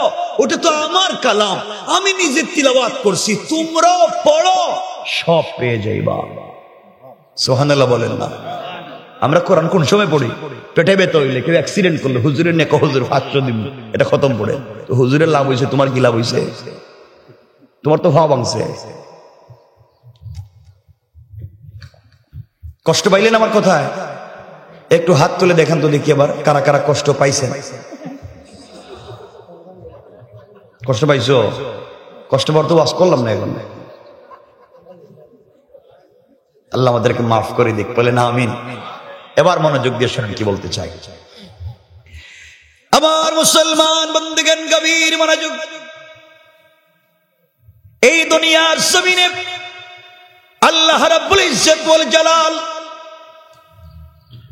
সরকারে কায়নাত, দু জাহানের সরদার রাসূল পাক সাল্লাল্লাহু আলাইহি ওয়াসাল্লামকে জানিয়ে দিয়েছেন, বন্ধু আমার, দুনিয়ার জমিনে যারা আমি আল্লাহর গোলাম দাবি করবে, আশিক রাসূল দাবি করবে, চলার পথে যদি সাকারাতের আগে আমার গোলাম পাবলিকের হক গুলা আদায় করে, আমি আল্লাহর কাছে দুহাত উঠাইয়া তওবা করে আমার দেওয়া কপাল আমার কুদরতের পায়ে লাগাইয়া, আমার দেওয়া চোখ থেকে 2 ফোঁটা পানি ছেড়ে দিয়া, আমার দেওয়া জবান দিয়ে আমাকে যদি আল্লাহ বলে ডাক দিতে পারে, রাসূল পাককে জানিয়ে দিয়েছেন, বন্ধু আমার, গোলামদেরকে জানিয়ে দিবা তার চোখের পানি গাল বেবে দাড়ি ভিজে ভিজে মাটি পর্যন্ত পড়তে দেরি হবে, কিন্তু আমি আল্লাহ তাআলা আমার গোলামকে মাফ করে দিতে আমি আল্লাহ এক মুহূর্ত দেরি হবে না। পড়েন সুবহানাল্লাহ। চলার পথে যদি আমি আপনি একমাত্র ভরসা করি আল্লাহর উপরে, একমাত্র বলে হাসবি আল্লাহ, আল্লাহ তাআলা আমাকে বাঁচাইয়া দিবেন, আল্লাহ আমার জন্য যথেষ্ট, এই পৃথিবীতে বেঁচে থেকেও আমরা জান্নাতি স্বাদ উপভোগ করতে পারি। এই কথার দিকে গিয়ে, যেহেতু মহিলা মাদ্রাসা, এই কথার দিকে আলোচনাটাকে নিয়ে আমরা আলোচনা সংক্ষেপ করব, মনোযোগ দিয়ে শুনবেন। কিতাবের নাম তারিখে ইবনে জারির তাবারি, আল্লামা জুলফিকার নকশবন্দি খুতুবাতে জুলফিকারে চমৎকার করে ঘটনা নিয়ে এসেছেন, সংক্ষেপ করে বলে দিই। রাসূল পাক সাল্লাল্লাহু আলাইহি ওয়াসাল্লামের কলিজার টুকরা মেয়ে হযরতে ফাতেমা রাদিয়াল্লাহু তাআলা আনহা তখন পর্যন্ত বিয়ে শাদী করেন নাই, ছোট মানুষ। কথা কি শুনতেছেন? অসুবিধা হচ্ছে? হযরতে ফাতেমা তখন পর্যন্ত বিয়ে করেন নাই। চলার পথে এক এক ইহুদির মেয়ের সঙ্গে হযরতে ফাতেমা রাদিয়াল্লাহু তাআলা আনহার সম্পর্ক হয়ে গেল, বন্ধুত্বের সম্পর্ক। একে অপরকে বিশ্বাস করেন, ভালোবাসেন। ওই ইহুদির মেয়েটাও ফাতেমার চরিত্র দেখে মুগ্ধ হয়ে গিয়েছে, পাগল হয়ে গিয়েছে। এমন সৎ চরিত্রবান ভদ্র আমানতদার মেয়ে কি পৃথিবীতে হতে পারে? মেয়েটা প্রতিদিন সকালবেলা ফাতেমার কাছে চলে আসে, সারাদিন তার কাছে থাকে, তার চরিত্র তার আদর্শ দেখে, চলাফেরা দেখে মেয়েটা আস্তে আস্তে বড় হতে লাগলো। কিন্তু ইহুদির মেয়েটা তখন পর্যন্ত মুসলমান হয় নাই। বাবা বুঝতে পেরেছে আমার মেয়েটা মুহাম্মদ ইবনে আব্দুল্লাহর মেয়ের সাথে মিশে যায়, না জানি কোন সময় তাকে কালিমার কথা বলে আমার দিন থেকে সরিয়ে দেয়। ইহুদি একদিন তার মেয়েকে ডাক দিয়ে বলছে, মেয়ে, তোমার বয়স হয়ে গিয়েছে মা, আমি চাই আমার একমাত্র সন্তান তুমি, আমার পয়সার কোনো অভাব নাই মারে, আমি বাবা সুস্থ থাকতে থাকতে তোমাকে বিয়ে দিতে চাই, তোমাকে বিয়েটা করাইয়া দিতে চাই। ইহুদির মেয়ে ডাক দিয়া বলছে, আব্বাজান আপনি আমাকে বিয়ে দিতে চান, ওখানে আমার কোনো আপত্তি থাকবার কথা নয়, কিন্তু বাবা আপনি আমাকে সময় দিবেন আগামীকালকে সন্ধ্যা পর্যন্ত, আগামীকাল সন্ধ্যার আগে আগে আপনার কাছে ফাইনাল সিদ্ধান্ত জানাইয়া দিব। মেয়েটা বাবার কাছ থেকে সময় নিয়ে দুনিয়ার কোন মানুষের সঙ্গে পরামর্শ না করে ওই মেয়েটা আস্তে আস্তে করে পরের দিন হযরতে ফাতেমা রাদিয়াল্লাহু তাআলা আনহার কাছে পৌঁছে গেল। ডাক দিয়ে বলছে, বোন রে, আজ আমি এসেছি তোমার কাছে আমার জিন্দগির ফাইনাল ডিসিশন, ফাইনাল সিদ্ধান্ত জানতে চাই, পরামর্শ নিতে চাই। ও আমার বোন, এই দুনিয়ার জমিনে চলার পথে আমি আমার বাবাকেও দেখেছি, কিন্তু তোমার চাইতে আমানতদার পৃথিবীতে আর কাউকে পাই নাই। বাবা আজ আমাকে একটা কথা বলেছে, কিন্তু বাবার কথা মেনে নিব কিনা কারোর সঙ্গে পরামর্শ করতে পারলাম না। পৃথিবীতে মানুষের অভাব নাই, আমার বন্ধু বান্ধবের অভাব নাই, আত্মীয় স্বজনের অভাব নাই, কাউকে তোমার চাইতে বিশ্বস্ত আমানতদার মনে করতে পারলাম না। তোমার কাছে এসেছি। বোন রে, তুমি মুসলিম, আমি ইহুদি, কিন্তু এটা জানি আজ পর্যন্ত আমার চোখে দেখা তোমার কাছে যত নারী পরামর্শের জন্য এসেছে সবাইকে জিন্দেগিতে চলার পথে বড় পরামর্শ দিয়েছো, আমি এসেছি তুমি আমাকে একটা পরামর্শ দিবা। ফাতেমা ডাক দিয়ে বলছেন, তুমি কি জানতে চাও বলো। ইহুদির মেয়ে ডাক দিয়ে বলছে, ফাতেমা দীর্ঘদিন থেকে তোমাকে চিনি, আজ আমি এসেছি তোমার কাছ থেকে জানতে চাই, আমার বাবা আমাকে বিয়ে দিতে চায়, আমার জন্য এই দেশের এক পয়সাওয়ালা ইহুদির ছেলেকে পাত্র হিসাবে নির্বাচন করেছে, ওই ছেলেকে আমি বিয়ে করব কিনা তোমার সঙ্গে পরামর্শ চাই। ফাতেমা ডাক দিয়ে বলছেন, বোন রে, আমি একজন মুসলিম, তুমি ইহুদি, তোমার পার্সোনাল লাইফে আমি কোনো কথা বলতে পারবো না। মেয়ে ডাক দিয়ে বলছে, ফাতেমা আমার পার্সোনাল লাইফ হতে পারে, কিন্তু পৃথিবীতে একমাত্র তোমাকে আমানতদার বিশ্বস্ত মনে করি, তুমি পারো আমাকে একটা চমৎকার সৎ পরামর্শ দিতে। ফাতেমা ডাক দিয়ে বলছেন, বোন রে, আমার মন বলছে এই পৃথিবীতে কোনো বাবা চায় না তার মেয়েটা স্বামীর বাড়িতে কষ্টে থাকুক, পৃথিবীর কোনো বাবাই চায় না, পৃথিবীর সকল বাবারই চায় তার মেয়েটা স্বামীর বাড়িতে গেলে একটু ভালো থাকুক। আমার মন বলছে তোমার বাবা তোমার জন্য যে ছেলে ঠিক করেছে ওই বিয়েতে তুমি রাজি হয়ে যাও, এখানে তোমার জন্য কল্যাণ রয়েছে। ইহুদির মেয়ে ডাক দিয়া বলছে, ফাতেমা তুমি আমাকে বলেছো ছেলেটাকে বিয়ে করবার জন্য এতটুকু নিয়ে না ফার্মার আর দরকার নাই, তুমি বলেছো আমি বিয়েতে রাজি। ওই ছেলে দেখতে কেমন সুন্দর নাকি কালো আমি জানতে চাই না, ছেলেটার পয়সা আছে কিনা জানতে চাই না, সে কে তাও জানতে চাই না, তুমি বলেছো তোমার কথার উপরে ভিত্তি করে আমি বিয়েতে রাজি হয়ে যেতে পারি, বিয়েতে রাজি হয়ে গেলাম। কিন্তু ফাতেমা আমার একটা শর্ত আছে। হযরতে ফাতেমা রাদিয়াল্লাহু তাআলা আনহা বললেন, দেখো বোন, তোমার যদি কোনো শর্ত থাকে বাবার কাছে বলবা, আমার কাছে কেন? মেয়ে ডাক দিয়ে বলছে, ফাতেমা আমার শর্ত হলো এই পৃথিবীতে তোমার চাইতে আমানতদার কোনো মানুষ, কোনো মেয়ে আমার চোখে পড়ে নাই, আমার শর্ত হলো একটাই, তুমি যদি আমার বিয়েতে যাও, আমার পাশে বসে আমার জন্য সৃষ্টিকর্তার কাছে কল্যাণ কামনা করো। পৃথিবীর সব থেকে দামি, সব থেকে শ্রেষ্ঠ একটা মেয়ে আমার চোখে দেখো, ওই মেয়েটা যদি আমার পাশে বসে সৃষ্টিকর্তার কাছে আমার জন্য কল্যাণ কামনা করে, তার চাইতে বড় পাওয়া পৃথিবীতে আর হতে পারে না। ও ফাতেমা, আমি মুসলমান হতে পারিনি, কিন্তু তোমার আদর্শ দেখে আমিও অভিভূত। তুমি কি আমার বিয়েতে যাবে কি না আমি জানতে চাই। ফাতেমা রাদিয়াল্লাহু তাআলা আনহা ডাক দিয়ে বলছেন, বোন রে, আমি মুসলিম, তুমি ইহুদি। আমি যদি তোমার বিয়েতে যাই, ইহুদিরা আমার বাবাকে নিয়ে টিটকারি করবে, গালি দিবে, মস্করা করবে, তোমার সোসাইটির সঙ্গে আমাকে যাবে না। এই জন্য তোমাকেও মানুষ কটু কথা বলবে। এর চাইতে উত্তম হলো আমি যেন তোমার বিয়েতে না যাই। মেয়েটা আবেগী হয়ে গেল, চোখের পানি ছেড়ে ডাক দিয়ে বলছে, ফাতেমা, তুমি যদি আমার বিয়েতে না যাও, আমার পাশে বসে আমার জন্য যদি কল্যাণ কামনা না করো, এই পৃথিবীটা ভেঙ্গে যেতে পারে, আসমান জমিন ধ্বংস হয়ে যেতে পারে। তোমার মতো ভদ্র, আমানতদার, সৎ চরিত্রবান একটা বান্ধবীকে পাশে না বসায়া এই পৃথিবীর কোন ছেলেকে আমি বিয়ে করতে চাই না।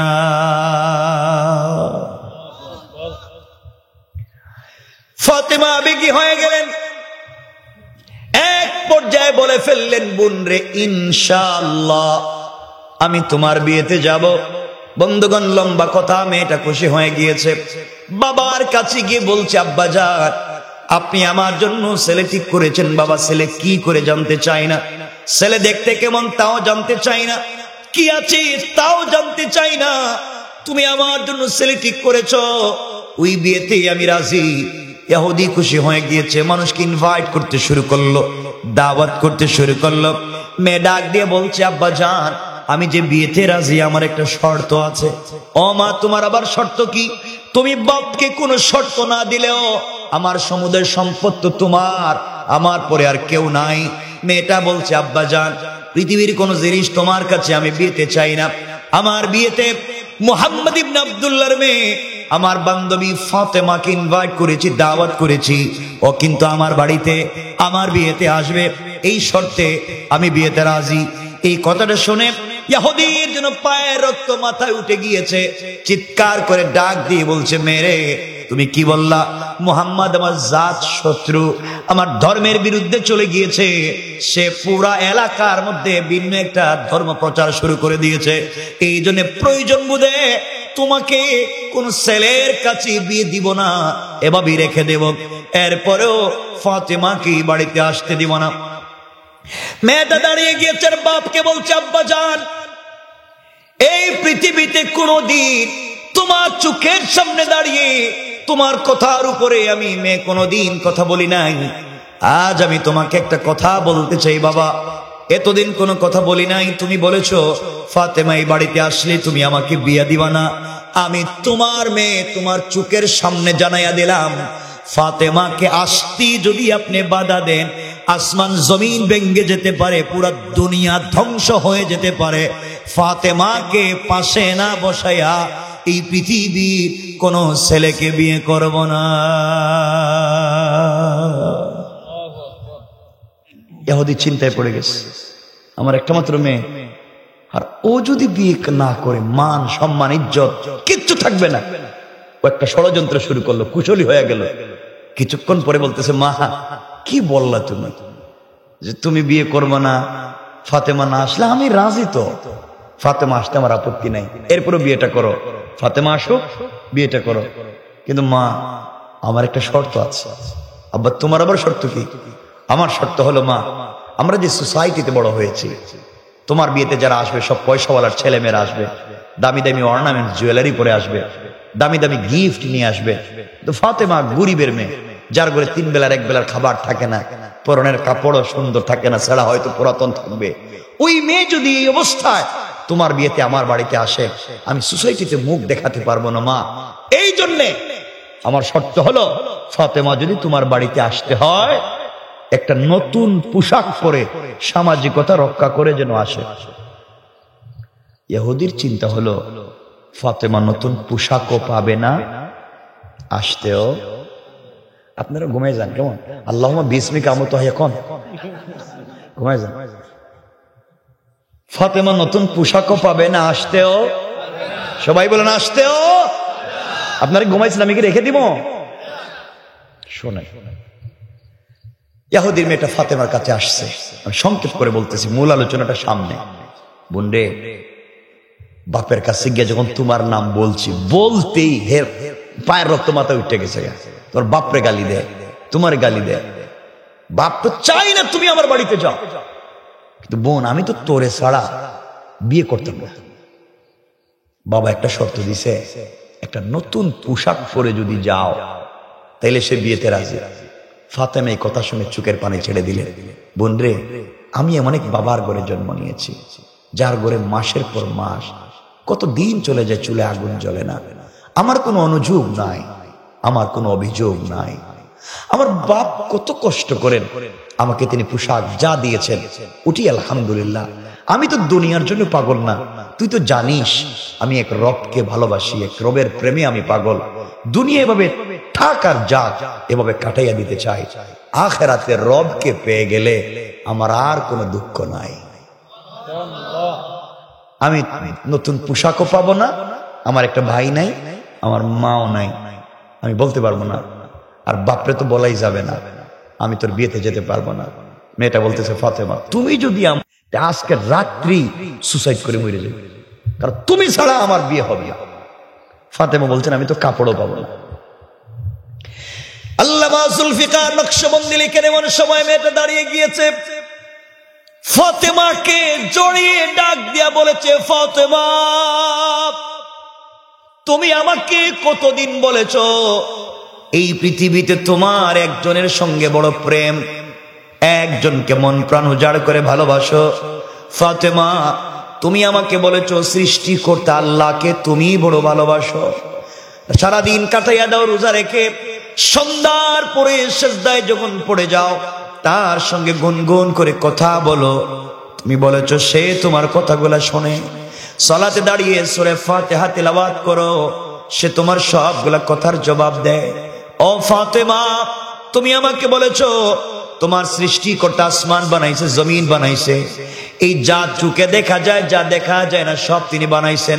ফাতেমা তুমি আমাকে বলেছ তোমার আল্লাহ এক মুহূর্তে চাইলে ধনীকে গরিব বানাইয়া দিতে পারে, গরিবকে ধনী বানাইয়া দিতে পারে। আল্লাহ চাইলে আল্লাহই পারে প্রতিদিন পূর্ব দিগন্তে সূর্য উঠাইয়া দেয়, পশ্চিম দিকে সূর্য ডুবাইয়া দেয়।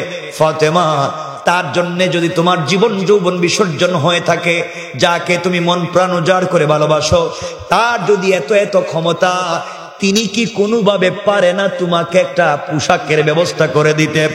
ও ফাতেমা তুমি যদি তোমার রবের কাছ থেকে কোনোভাবে কোন নিয়মে একটা পোশাকের ব্যবস্থা করতে পারো, পরে আমার বিয়েতে যাও। আমিও কথা দিলাম, ওয়াদা দিলাম, ওই সময় আমিও কিন্তু কালিমা পড়ে মুসলমান হয়ে যাব।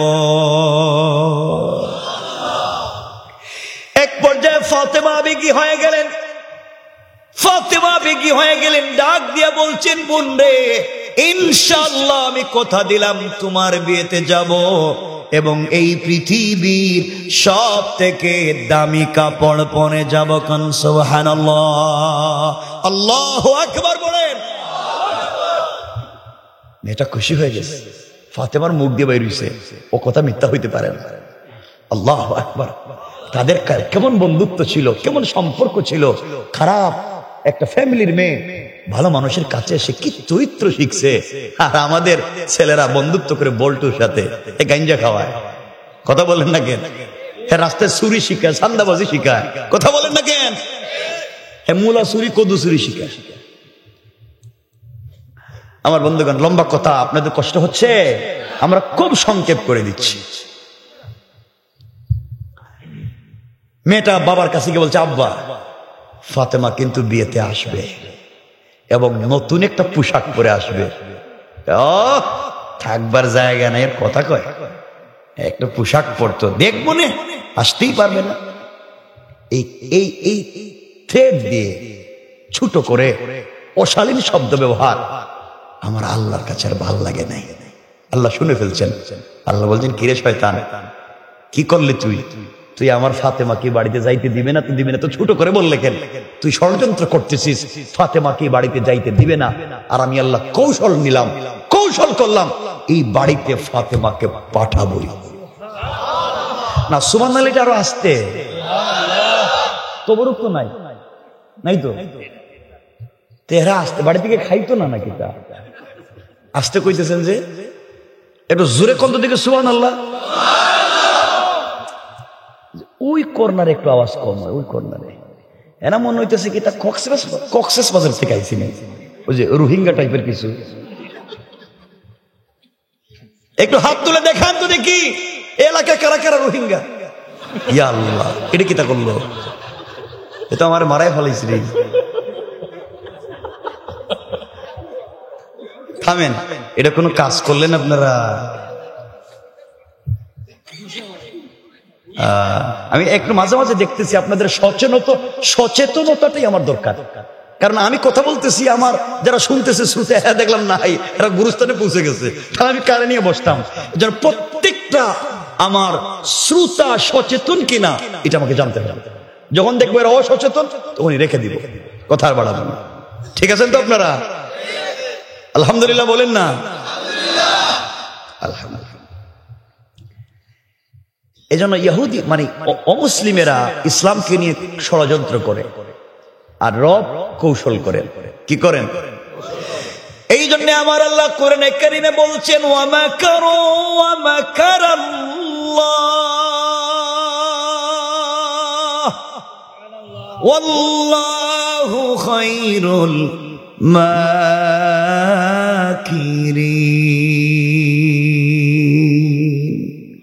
তোমরা কিসের কৌশল করো, কিসের ষড়যন্ত্র করো? আমার রব হচ্ছেন মহাকুশলী, সকল কৌশল তার কাছে ব্যর্থ। আমার বন্ধুগণ, যেদিনই কথা হইতেছে মা আর বাবার, মেয়ে আর বাবার, ওই দিন থেকে 1 মাস পরে ছিল বিয়ে। কয় মাস? এই 1 মাসে 3টা ঘটনা ঘটছে। 3বার মেয়েটা ফাতেমার কাছে গেছে, অনেক ঝামেলা হয়েছে। এই সব ওয়াজ করলে লম্বা হয়ে যাব, এই জন্য 1 মাসের ওয়াজ বাতিল, ডাইরেক্ট বিয়া। বুঝলেন? লম্বা করতে চাইতেছি না, ডাইরেক্ট বিয়া। আগামীকাল কি বিয়া? আর 1 মাস ওয়াজ বাতিল। বিয়া কোন দিন? আগামীকাল কি? আমার বন্ধুগণ, মেয়েটা যেদিন বিয়ের আগের দিন সন্ধ্যার সময় ফাতেমার কাছে গিয়ে বলছে, বোন কালকে আমার বিয়া, কাপড় কেমন পাইছো? কাপড়টা দেখতে আসছি। ফাতেমা কোন কসকি, কালকে যে তোর বিয়ে আমি তো এটা ভুলেই গেছি, আমার তো মনেই নাই। মেয়ে বলতেছে, তাইলে তোমার কাপড় নাই? বিয়াই তো মনে নাই, কাপড় কইব? বোন তাইলে তুমি যদি ভুলে যাতে আমার বিয়ে হবে না, কারণ তুমি ছাড়া তো বাপের সঙ্গে যে আমি যে কথা বলছি বিয়েই করতাম না, আজকে রাত মরে যাবে, দরকার নেই বিয়ে। ফাতেমা মেয়েটাকে জড়িয়ে কবরে চুম্বন করে বলছেন, বোন রে চিন্তা করিস না, কান্নার কোনো কারণ নেই। আমি যাকে ভালোবাসি তিনি তো 1 মুহূর্তে সব করতে পারেন।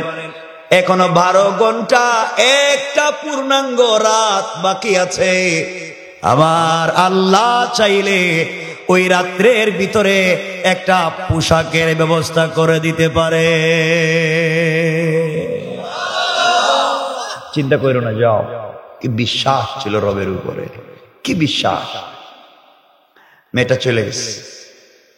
হযরতে ফাতেমা গভীর রজনীতে মুসল্লা বিছায়া দিয়েছেন, আল্লাহর সঙ্গে কথা বলতে চায়। ফাতেমারও রাত্র গভীর হয়েছে, আর আমাদেরও সমান সমান না, সমান সমান টাইম। ফাতেমারও রাত্র গভীর হয়ে গেছে, সেজদায় চলে গেছে। কার রবের সঙ্গে স্পেশালি কথা বলার একটা টাইম হচ্ছে সেজদা। কেউ থাকে না, কেউ থাকে না, শুধু রব আর ওই বান্দা ছাড়া কেউ নাই। আমার বন্ধুগণ, ফাতেমা গভীর রজনীতে সেজদায় পড়ে গেলেন। সেজদায় গিয়ে চোখের পানি ছেড়ে ডাক দিয়া বলেছেন, আল্লাহ, এই পৃথিবীতে তুমি বলো না কে আছে? আয় আল্লাহ তাআলা, দুনিয়ার জমিনে আমি জানি আমার চাইতে তোমার অনেক মায়ার বান্দা বান্দি আছে। কিন্তু আল্লাহ তুমি জানো, তুমি ছাড়া যে আমার আর কোনো আল্লাহ নাই। আয় আল্লাহ তুমি জানো, তুমি ছাড়া আমার আর বলবার কোনো জায়গা নাই। সেজদায় পড়ে গিয়েছি, সারাদিন কষ্ট করি, খেয়ে না খেয়ে পড়ে থাকি, অপেক্ষা করি রাত কখন গভীর হবে, তোমার সঙ্গে মন খুলে দুটা কথা বলবো। আয় আল্লাহ আমি যে তোমার প্রেমে পাগল হয়ে পড়ে আছি। আয় আল্লাহ মাসের পর মাস চলে যায়, আমাদের ঘরে খাবার থাকে না, তোমার কাছে কোনোদিন কোনো অভিযোগ করি নাই, তোমার কাছে কোনোদিন কোনো অনুযোগ করি নাই। আল্লাহ আজ আমি তোমার কাছে একটা জিনিসের আবদার করতে চাই। ওটা আমার চাহিদা পূরণের জন্য না, ওটা আমার সৌন্দর্য বাড়াবার জন্য না। আয় আল্লাহ আমার যদি মায়ের পেটের একটা ভাই থাকতো, ভাইয়ের কাছে বোন কথা বললে ভাই কোনোদিন ফেলে দিত না। দুনিয়ায় যে মায়ের পেটের আমার একটা ভাই নাই, আল্লাহ আমার মা খাদিজা পৃথিবীতে নাই। আমার মা তো এই মক্কার সব থেকে বড় পয়সাওয়ালা নারী ছিলেন। তোমাকে ভালোবেসে আমার বাবার প্রেমে পাগল হয়ে সবগুলো সম্পদ তোমার রাস্তায় দান করে মাও চলে গেছে। আল্লাহ দুনিয়ায় আমার মা নাই, দুনিয়ায় আমার ভাই নাই, বাবার কাছে বলবার মতো সুযোগ নাই, বাবার অত খাবার নাই, পরনের ভালো একটা কাপড় নাই। আল্লাহ বাবার কাছে কোনো জিনিস চাইয়া বাবারে কষ্ট দিতে চাই না। রাত দিন বাবা তোমার গোলামদেরকে নিয়ে হাটে মাঠে কষ্ট করে দিনের দাওয়াত দেয়। আয় আল্লাহ ফাতেমা তোমাকে ভালোবাসে, সত্যি কি তুমিও ফাতেমাকে ভালোবাসো? কেমনে বুঝতাম, কেমনে জানতাম আল্লাহ? তুমি তোমার কাছে বাবার কাছ থেকে তোমার কত গল্প শুনছি, আগের কত নবীরে তোমার প্রিয় বান্দাদের কত কিছু চাইছে, তুমি নগদ দিছ। আল্লাহ আমি ফাতেমা তোমার কাছে একটা কাপড়ের আবদার করলাম। আয় আল্লাহ ওই কাপড় আমার সৌন্দর্য বাড়াবার জন্য না, ওই কাপড় আমার চাহিদা পূরণের জন্য না, ওটা যেন দ্বীনের দাওয়াত হয়ে যায়, ওটা যেন তাবলীগের কাজ হয়ে যায়।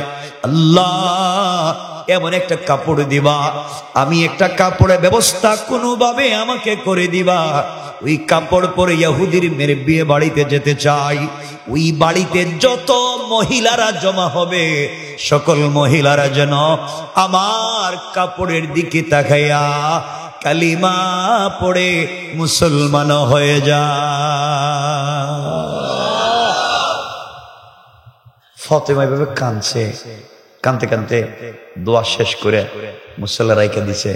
আল্লামা জুলফিকার লিখেন, ফাতেমা তাকায়া দেখেন গভীর রাত্রে দরজা জানালা বন্ধ, ঘরের পশ্চিম ডান কর্নারে তাকায়া দেখেন দুইটা কাপড়ের প্যাকেট। এত আসতে কইলেন। ফাতেমা প্যাকেট গুলো হাতে নিয়ে চিন্তা করলেন কে দিয়ে গেল, দরজা জানালা বন্ধ, এখনো তো আকায় নামদার কলিজার টুকরা বাপ বেঁচে আছেন। ফাতিমা কাপড়গুলো নিয়ে আব্বার কাছে গিয়ে বলছেন, রাসূলের পাকের কাছে গিয়ে বলছেন, বাবা আমি আল্লাহর কাছে কান্নাকাটি করছি ঠিক, কিন্তু দরজা জানালা বন্ধ, আব্বা কি দিয়ে গেল কাপড়, আপনি দেখেন না। রাসূল প্যাকেটটা নিলেন, একটা প্যাকেট খুলে দেখেন একটা প্যাকেট একটা শেলওয়ার একটা কামিজ, আরেকটা প্যাকেট খুলে দেখেন একটা ওড়না। জান্নাতি মহিলাদের পোশাকও হবে তিনটা, শেলওয়ার কামিজ আর ওড়না। রাসূল দেখেন শেলওয়ার এবং কামিজ স্টোন দিয়া পাথরের টুকরা দিয়ে ডিজাইন করা, ওড়নার মধ্যে গ্লাসের টুকরা দিয়ে ডিজাইন করা। পৃথিবীর কোন ফ্যাশন ডিজাইনের সঙ্গে যায় না, পৃথিবীর কোন ফ্যাক্টরি ইন্ডাস্ট্রির সঙ্গে যায় না। এত চমৎকার ডিজাইনের কাপড় কে দিয়ে গেল? রাসূল যখন প্যাকেট খুলছে সাথে সাথে প্যাকেটের ভিতর থেকে জান্নাতুল ফিরদাউসের মিশকে আম্বরের ঘ্রাণ বের হয়ে গিয়েছে। নবীজি চিন্তা করলেন কে দিয়ে গেল। হঠাৎ করে শুনেন দরজায় কে এসে ডাকতেছে, সালাম দিতেছে। নবীজি বলছেন কে? ইয়া রাসূলুল্লাহ, না জিবরাইল। তো এত রাত্রে কেন? ইয়া রাসূলুল্লাহ, একটা কথা, আল্লাহ আপনারে সালাম দিয়েছেন আর একটা কথা বলতে বলছেন। ফাতেমাকে বলছেন একটু ভিতরে যাও, দেখি না জিবরাইল কে কয়। জিবরিল আমিন আসছেন। ইয়া রাসূলুল্লাহ, কাঁদতেছেন কেন?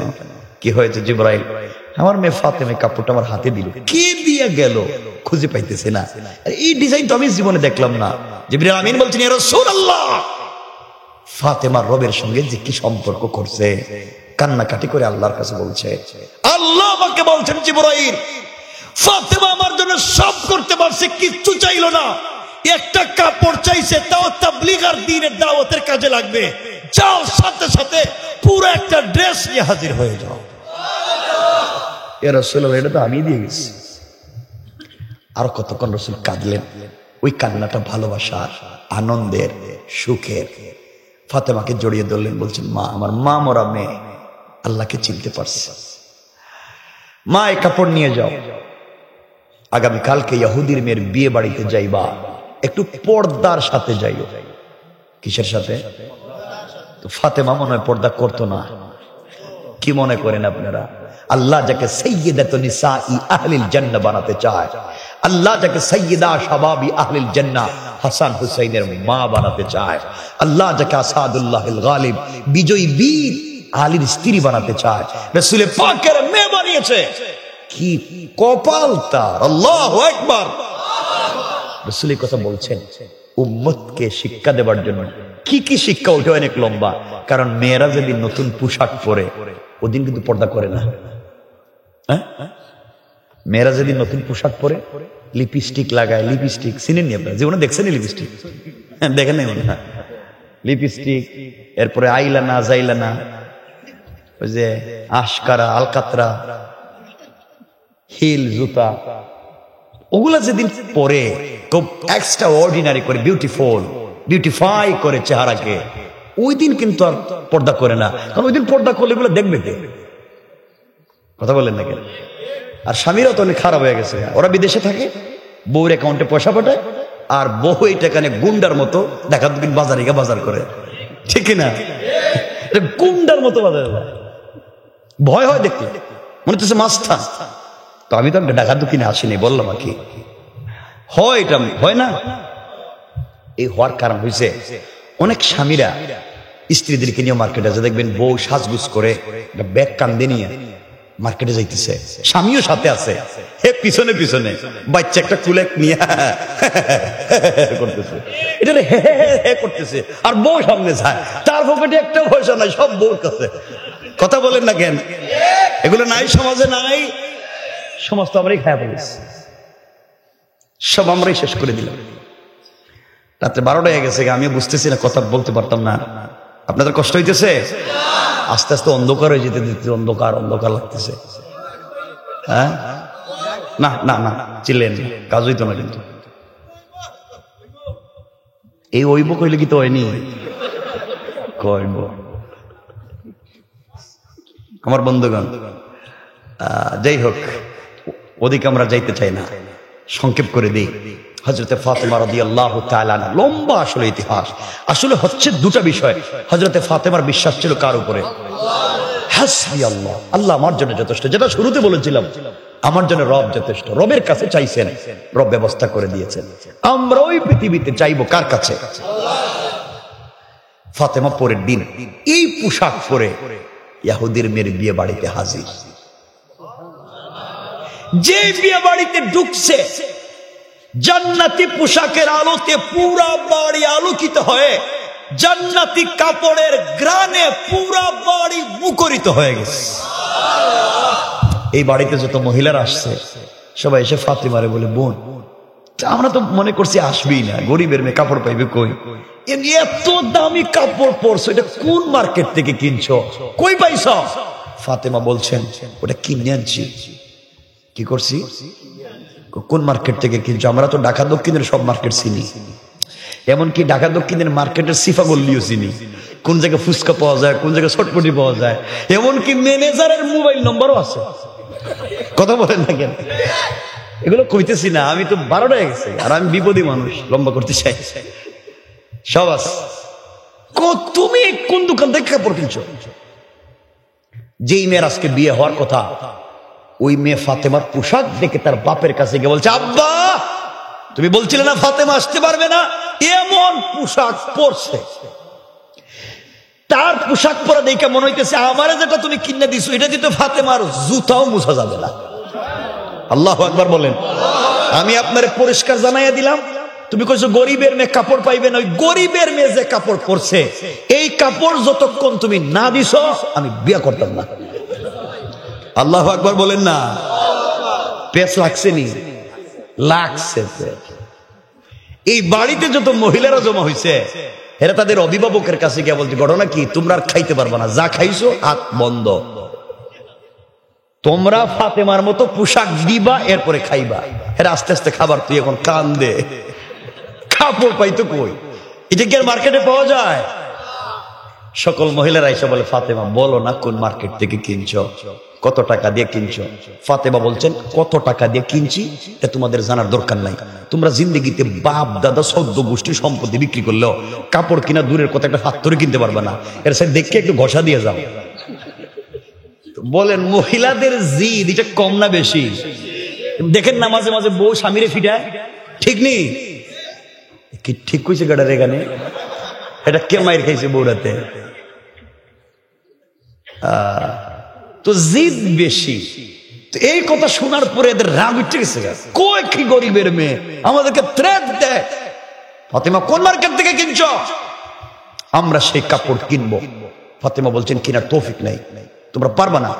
মার্কেটের নাম কো, দোকানের নাম কো। ফাতেমা বলছেন শোনো, যেই মার্কেট থেকে আমি কাপড় কিনেছি ওই মার্কেটের নাম হলো জান্নাত, আর যেই দোকান থেকে যেই শোরুম থেকে কাপড় নিয়ে এসেছি ওই শোরুমের নাম হলো জান্নাতুল ফিরদাউস।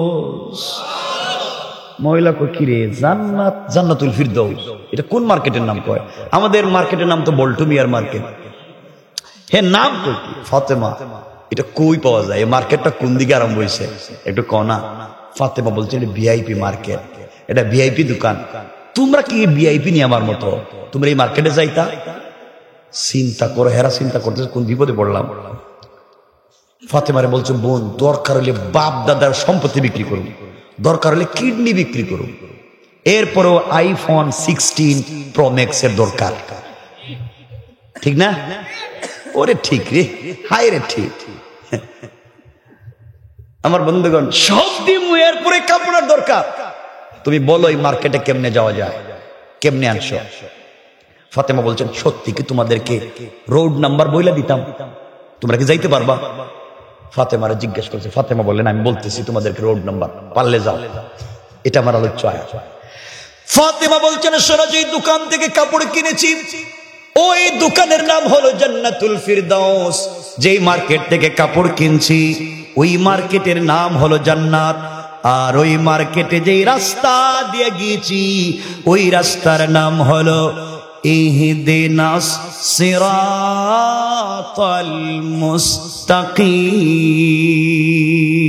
মুস্তাকিম। ও মহিলারা, দুনিয়ায় চলার পথে সিরাতে মুস্তাকিম নামক রাস্তা দিয়া যদি চলো রে, সামনে গেলে জান্নাত নামক মার্কেট পাইবা, সামনে গেলে জান্নাতুল ফিরদাউস নামক দোকান পাইবা, ওখানে গেলে পরে আমার চাইতে আরো দামি দামি কাপড় পাইবা। আল্লাহু আকবার।